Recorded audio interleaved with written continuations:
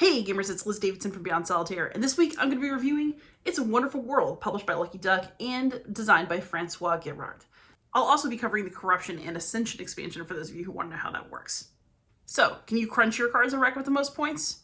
Let's find out. So here is It's a Wonderful World, all set up for solo play. I'm just going to give you a quick description of how the game works. It's actually quite simple. Basically what happens is that you're going to choose an empire. If there's more than one player, everybody chooses a different empire. So let's say that will be the Pan-African Union. And then when you look at your card, you have an A side that offers you a scoring bonus that kind of gives you an incentive and a direction for how to build up your empire. And on the back, you have the B side, which does not have any extra scoring. And so this is a more challenging side to play. It's probably better if everybody's at the same level for you all to play the same side and to start on side A. Maybe if you want to handicap yourself a little bit, you'll start on side B. But this card is going to tell you what your initial production is. So basically 2 gray cubes and 2 green cubes, and we're going to talk about what all those are. So we'll put this off to the side and talk about how you actually play. So in its multiplayer form, this game is a drafting game. In solo, obviously you can't draft exactly. So I've set up these decks to sort of mimic a draft, and we're going to talk about our options with them. A game of It's a Wonderful World has only 4 rounds, which feels very, very tight. And so I've got 4 sets of 10 cards that are basically divided 5 and 5, and that's what's sitting over here. So I've got 10 cards for each round, and I'm going to show you what we do with them. So we're going to skip the drafting phase because there's nothing to draft. This is a solo game. And then we're going to go right into the planning phase. And basically planning is where you decide which of your cards you're going to try to build into your empire, and then which of them you're going to recycle or scrap to get the resource that's printed on the card. And in solo, you're going to do this 5 cards at a time. So I'm going to get to see 10 cards this round or more, depending on what I do about getting through this deck, and I'll show you how. But I'm going to be looking at these cards and deciding what I'm going to recycle, what I'm going to build.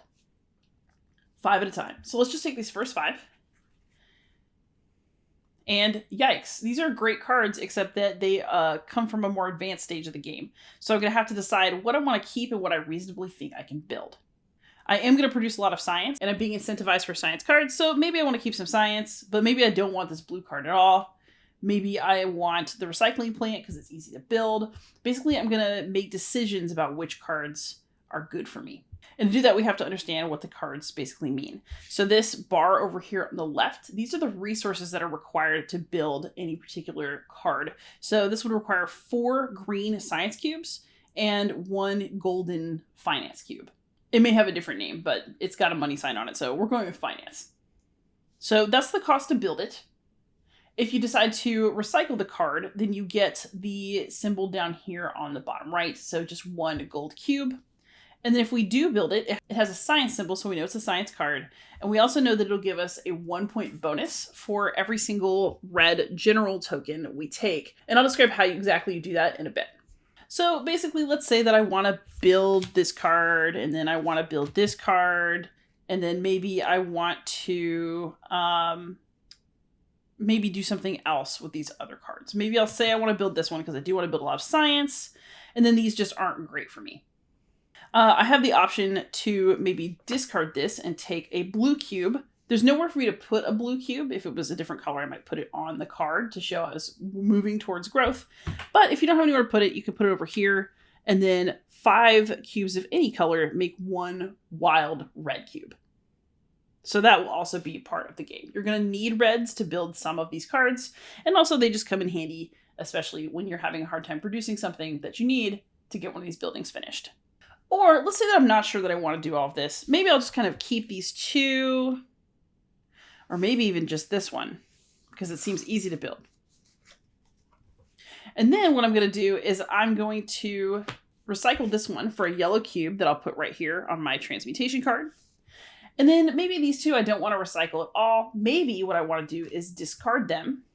And then that allows me to mull through this deck. I can basically draw 5 cards from the deck. I can choose 1 of these to keep, and then the other 4 I have to discard. So in solo mode, you can either just recycle cards, or you can discard 2 for a chance to pick 1 of a set of fresh options, and it's very much up to you. So let's say I decide to try for this offshore oil rig, and then the rest of these are going to be discarded, along with the 2 that I discarded in order to draw extra cards. So this one was already used for a yellow cube. And then that was my first 5 cards of the planning phase. Then I get to take the second set of 5 cards and basically do the same thing. So now we have another set of cards to look at. Maybe I think I can easily make some gray and build the wind turbines. And I don't care about the aircraft carrier, so maybe I will just get rid of this for some gray and start building gray stuff.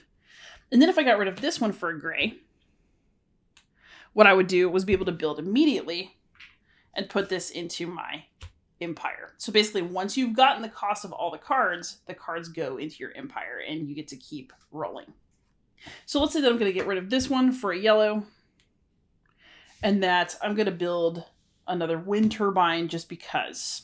This is not great strategy, but I'm just kind of showing you what some of the options are. So that would be the planning phase. I did all of my planning. I decided which cards I was going to build, what I was going to use to sift through the deck some more, and what I was going to recycle to get some cubes and get some of my production lines going. After that, you're going to do what's called the production phase, and that's where you actually produce what's on these cards. Your first round is going to feel pathetic, and then hopefully by the 4th round, you feel pretty good. Resources are produced in order from gray to blue, so you go gray, black, green, yellow, blue. And then if you are producing enough of a particular resource, in a multiplayer game, whoever produces the most of a resource gets a supremacy bonus. So basically one of these tokens that's worth a point at the end of the game. If you are playing solo, then you need to produce 5 of a given resource in order to claim that bonus. So we are getting close with 4 grays. So we'd produce 4 grays, take them, and use them to build cards. So we could do these 2, in fact. And I'll show you how this works. So I could make these 2 cards right now during gray production. And these go into my empire. I'll move this down. Then, even though I just built them, we're moving into black production. There are 2 black cubes on here. So I can actually just take these 2 black cubes. And congratulations me, I produced them. I don't actually have a place to put them on the cards, so they're going to go over here. Now I'm 3 cubes of the way towards a red wild cube. So again, once I get 5 on here, I can trade it in. So that was black production. Then I can do 2 green cubes, so I'll take these 2. This card won't be quite finished yet, but I know that I'm 1 green cube away from finishing my transmutation card. And then I don't actually produce any yellow or blue, so we would just move through those steps. And then that is more or less it. Now that I've produced, I'm going to move into round 2.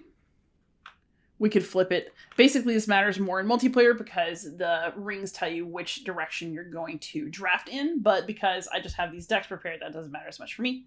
But I will essentially go into a new planning phase, and off we go to continue our solo game.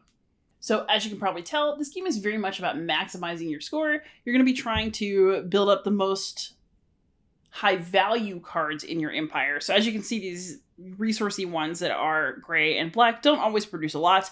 I might be wanting to make more science cards down the way in order to get points here and, of course, for my bonus from my empire. Once you get very good at generating points, the game also has solo scenarios. And what these will ask you to do is pull out some particular cards from the deck.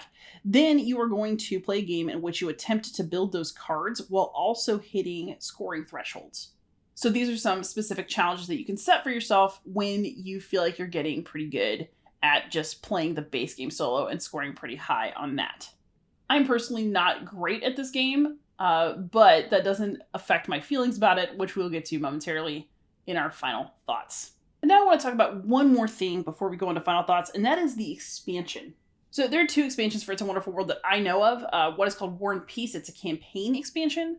We're not covering that in this video. There's also one that's a card expansion called Corruption and Ascension that I do want to cover here because it just plays the same way, except that it adds some stuff to the game and it changes the drafting rules. So basically in a multiplayer game, you have a starting hand of cards when you begin the draft, and some of those cards are going to have the red and blue back from the base game, and other cards are going to have this purple and yellow back from the Corruption and Ascension expansion. The expansion also adds 2 more empires, the Hegemony of the North and the Nations of Oceania. And like their counterparts in the base game, they just have an A side and a B side. In solo, the game works almost exactly the way that it did before, and the only changes are in your decks that you build for your planning phase, and in the rules for when you choose to discard 2 cards to look at more from the main decks. So in the planning phase, your 5-card decks are going to be made up of 3 cards from the base game and 2 cards from the expansion. So instead of just 5 cards with the same back, you have a 3 and 2. And all of your little mini decks of 5 are going to be like that. The other big change is that, let's say that I do want to dig around for something else, I can discard 2 cards and they can be either from the expansion or not. It doesn't matter. Or I can have a mix. So I can get rid of any 2 cards. But I have to choose which of these decks I want to sift through for my next card. And if I decide to go with the It's a Wonderful World cards from the base game, then I get to draw 5 and keep 1, which is the usual rule. If I decide I want to go through the Corruption and Ascension deck, then I only draw 3 cards, and then I can pick one of those 3. But other than that, the game plays completely normally, and you're able to just mix these new cards in. So what new innovations does this expansion bring? Why would you want it? Well, it adds a whole new flavor to the base game, and it does that with 4 innovations that it brings. One is corruption, hence Corruption and Ascension. So this X through the cube, basically you could produce a gray cube, but then lose a science cube. This decreases your production. So some of the cards you build can hurt you a little bit, but it might be worth it. There are also mega scoring cards. For example, this one has a huge cost. That is a lot of cubes, but also you can get 25 points for it, and that is nothing to sniff at. Some of these cards are super productive. So these are expansion cards. You can see they produce a lot more than these base game cards over here. So super production is one of the additions that the expansion brings.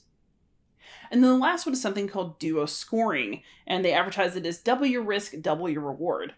So essentially, if you have pairs of science and finance cards, then you can get 9 points per pair, which is nothing to sniff at, but you better be getting those pairs. Overall, the expansion drives scores up and gives you a few more options of things to do, kind of makes things more exciting by just giving you more. But aside from that, it mostly plays the same as the base game and integrates very easily. All right, so now for some final thoughts. I just want to say I really just love playing It's a Wonderful World, and I'm at a point where I will rarely turn it down. And I think the reason for that is that I just really enjoy the experience of deciding what to do with my cards. This is one of those games where there's always something to do. So you're constantly trying to build something. You have a goal in mind all the time. So even if you don't win, even if you're not the best player at the game, which frankly I'm not, it's so easy to set goals and work towards them that I find the game really satisfying to play every single time, and I am getting better over time. I still mostly just play the normal solo mode because I'm not hitting those highest point thresholds yet, but I'm also really glad that there are solo challenges at the end of both the main game rulebook and also at the end of the Corruption and Ascension expansion rulebook, so I have multiple sets of solo challenges to try. And talking about that actually leads to some of the potential concerns for the game. One, and they do try to solve this in solo by letting you get rid of cards in order to mull through the draw pile. But without a draft, you're just not going to see as many cards in solo as you do in a multiplayer game. There just aren't as many cards flying around, and it's going to limit a little bit of what you see on a per game basis. I personally don't mind that because the act of playing the game is really nice, but it is something worth considering. Like if you're going to get very frustrated that you can't make the combos you want because you can't find the right cards, this game can mitigate that some, but it can't mitigate that entirely. Just consider the game hate drafting against you, I guess. The other thing that I would watch for, although it's not necessarily bad, is that when you put the expansion in with the main game, because it explodes those point totals, you really have to look at the expansion rulebook for the right scenarios and for the right challenges when you play with it. Because once you are getting those higher point totals from the fancier expansion points, you are going to blow all your previous totals out of the water. And I have not yet reviewed the War and Peace expansion, but to my knowledge, that one actually came before the Corruption and Ascension expansion. So I'm going to be playing that one with the base game only so that I'm not accidentally kind of cheating by getting higher point totals than I should be able to get based on how the game is constructed. Other than that, honestly, this is just one of those games that, in my opinion, has addictive gameplay. I really like looking at hands of cards, trying to decide what I want to do with those cards. I feel really proud of myself when I make a really smart play. I love that you feel like you're doing nothing in the first round, and then by the fourth, you're like, yeah, with all the stuff that you can produce. And there's just so much that's really satisfying about taking your hand and kind of crunching it to get the absolute most out of it that you can. I personally love games where I'm able to do that. And that means that It's a Wonderful World is going to be one that just has addictive gameplay for me. I don't think that the theme comes through very strongly, or, I never remember what the cubes are actually supposed to stand for. I just refer to them by colors. And like, you know, I don't really know why there's like the red soldier woman and the blue finance guy, and like you collect those for more points. I will say that I'm not thematically connected with this game. As far as I'm concerned, it doesn't really have much of a story. So if you're looking for that, maybe it's there and I'm just lazy.